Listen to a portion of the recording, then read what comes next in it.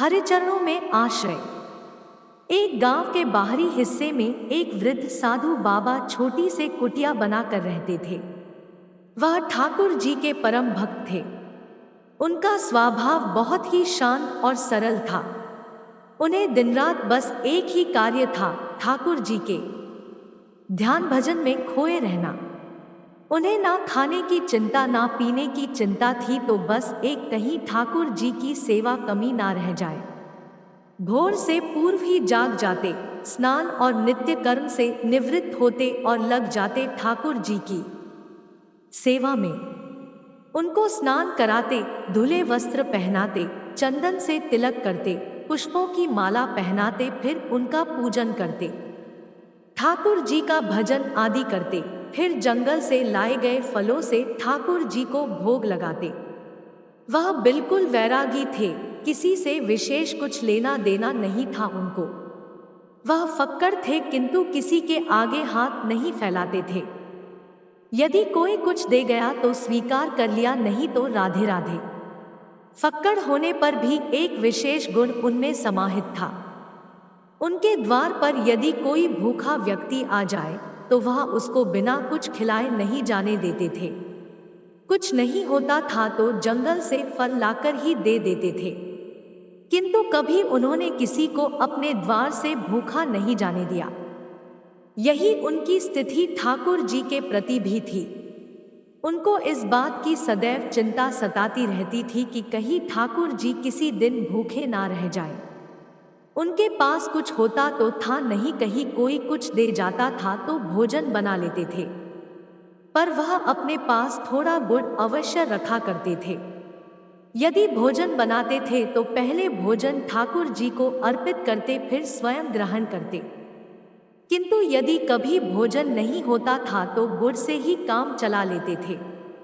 थोड़ा गुड़ ठाकुर जी को अर्पित करते और फिर थोड़ा थोड़ा खुद खाकर पानी पी लेते थे। एक बार वर्षा ऋतु में कई दिन तक लगातार वर्षा होती रही। जंगल में हर और पानी ही पानी भर गया। जंगल से फल ला पान संभव नहीं रहा। उनके पास रखा गुड़ भी समाप्त होने वाला था। भारी बारिश को होते देख अब बाबा जी को बड़ी चिंता होने लगी। वह सोचने लगे कि यदि वर्षा इसी प्रकार होती रही तो मैं जंगल से फल कैसे ला पाऊंगा और ठाकुर जी को भोग कैसे लगाऊंगा। गुड़ भी समाप्त होने वाला है, ठाकुर जी तो भूखे ही रह जाएंगे, और यदि द्वार पर कोई भूखा व्यक्ति आ गया तो उसको क्या खिलाएंगे हम। यह सोचकर वह गहरी चिंता में डूब गए। उन्होंने एक निश्चय किया कि अब से मैं कुछ नहीं खाऊंगा, जो भी मेरे पास है वह ठाकुर जी और आने वालों के लिए रख लेता हूँ। ऐसा विचार करके उन्होंने कुछ भी खाना बंद कर दिया और मात्र जल पीकर ही अपना गुजरा करने लगे। किंतु वह ठाकुर जी को नियमित रूप से भोग लगाते रहे। बाबा जी की भक्ति देखकर ठाकुर जी अत्यंत प्रसन्न हुए, किंतु उन्होंने उनकी परीक्षा लेने का विचार भी किया। 2 दिन बाद ठाकुर जी ने एक वृद्ध ब्राह्मण का रूप धारण किया और उस बाबा की कुटिया में उस समय गए जब बहुत तेज वर्षा हो रही थी। वृद्ध ब्राह्मण को कुटिया पर आया देख साधु बाबा बहुत प्रसन्न हुए और उनको प्रेम पूर्वक कुटिया के अंदर ले गए। उनको प्रेम से बैठाया, कुशल क्षेम पूछी। तब वह ब्राह्मण बड़ी ही दीन वाणी में बोले कि मैं 3 दिन से भूखा हूँ। भूख के कारण मेरा शरीर बहुत कमजोर हो गया है।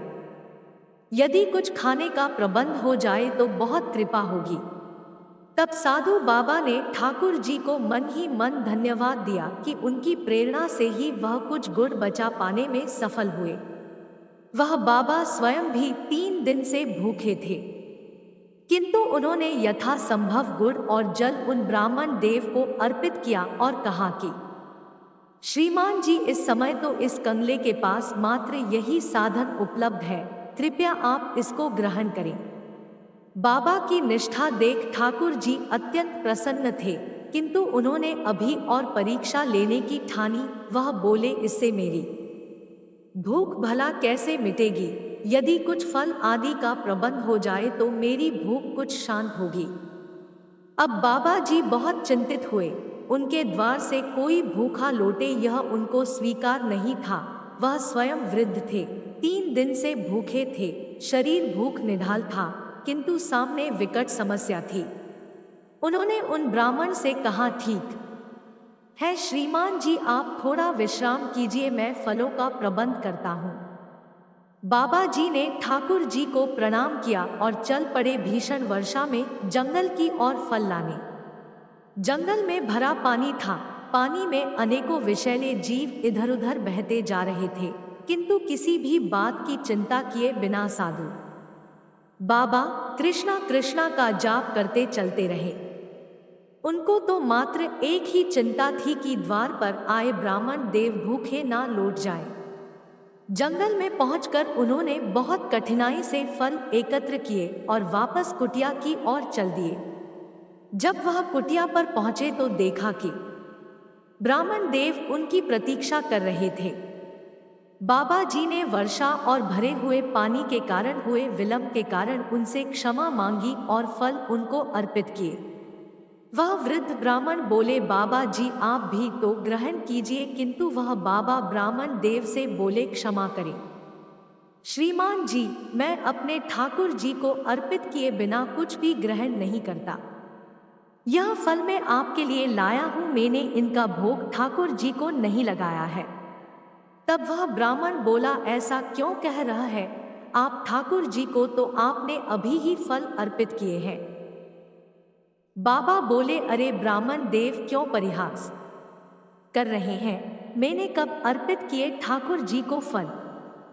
तब ब्राह्मण देव बोले, अरे यदि मुझ पर विश्वास नहीं तो जाकर देख लो अपने ठाकुर जी को, वह तो तुम्हारे द्वारा दिए फलों को प्रेम पूर्वक खा रहे हैं।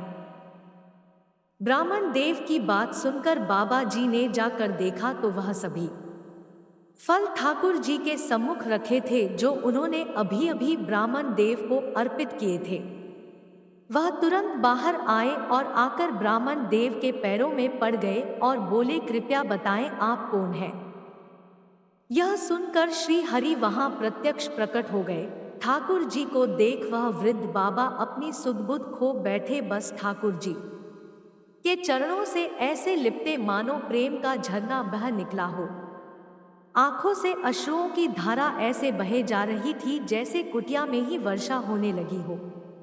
ठाकुर जी ने उनको प्रेम पूर्वक उठाया और बोले, तुम मेरे सच्चे भक्त हो, मैं तुम्हारी भक्ति, तुम्हारी निष्ठा और प्रेम से अभिभूत हूँ। मैं तुम्हारी प्रत्येक इच्छा पूर्ण करूँगा, कहो क्या चाहते हो। किंतु साधु बाबा की तो मानो वाणी ही मारी गई हो, बस अश्रु ही बहे जा रहे थे और वाणी मौन थी। बहुत कठिनता से स्वयं को संयत करके वे बोले, हे नाथ, जिसने आपको पा लिया हो उसको भला और क्या चाहिए।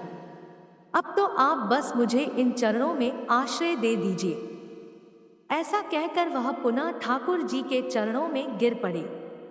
तब ठाकुर जी बोले, मेरा दर्शन व्यर्थ नहीं जाता, मांगो क्या चाहते हो, कहो तो तुमको मुक्ति प्रदान करता हूँ। यह सुनते ही बाबा विचलित हो उठे। तब बाबा बोले, हे श्री हरि, हे नाथ, मुझको यूं ना छलिए, मैं मुक्ति नहीं चाहता। यदि आप देना ही चाहते हैं तो जन्मों जन्मों तक इन चरणों का आश्रय दीजिए। हे नाथ, बस यही वरदान दीजिए कि मैं बार बार इस धरती पर जन्म लूं और हर जन्म में आपके श्री चरणों के ध्यान में लगा रहूं। मैं हर जन्म में इसी प्रकार आपको प्राप्त करता रहूं। तब श्री हरि बोले, तथास्तु। भगवान के ऐसा कहते ही साधु बाबा के प्राण श्री हरि में विलीन हो गए। जिसको मुक्ति ही मिल जाए तो और उसे क्या चाहिए। मुक्ति ही तो सबका लक्ष्य होता है। परंतु इस बाबा ने मुक्ति की बजाय भगवान की सेवा का वरदान मांगा। हरे कृष्ण कृष्ण कृष्ण हरे हरे, हरे राम राम राम हरे हरे। सदैव जपिए एवं प्रसन्न रहिए।